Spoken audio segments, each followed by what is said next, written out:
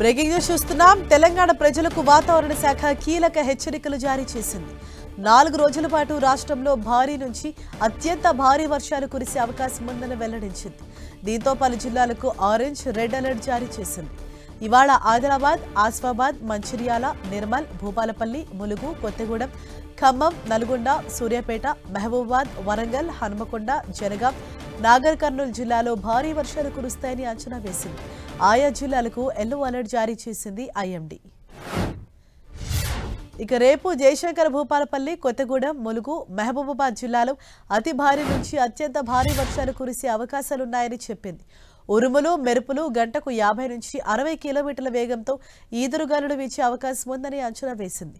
ఆయా జిల్లాలకు వాతావరణ శాఖ రెడ్ అలర్ట్ జారీ చేసింది.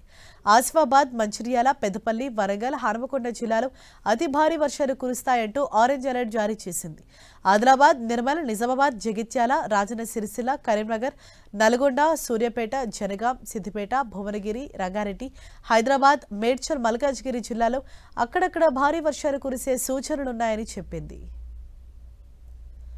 ఇక బుధవారం ఆదిలాబాద్, ఆసిఫాబాద్, మంచిర్యాల, నిర్మల్, పెద్దపల్లి, భూపాలపల్లి, ములుగు జిల్లాలో గంటకు 40 నుంచి 50 కిలోమీటర్ల వేగంతో ఈదురుగాలులు వీస్తాయని తెలిపింది. ఆయా జిల్లాలకు ఆరెంజ్ అలర్ట్ జారీ చేసింది. నిజామాబాద్, జగిత్యాల, రాజన్న సిరిసిల్ల, కరీంనగర్, కొత్తగూడెం, మహబూబాబాద్, వరంగల్, హన్మకొండ, జనగాం జిల్లాలో భారీ వర్షాలు పడతాయని అంచనా వేసింది. గురువారం ఆదిలాబాద్, ఆసిఫాబాద్, మంచిర్యాల, నిర్మల్, పెద్దపల్లి జిల్లాలో అక్కడక్కడ భారీ వర్షాలు కురిసే అవకాశాలున్నాయని వివరించింది.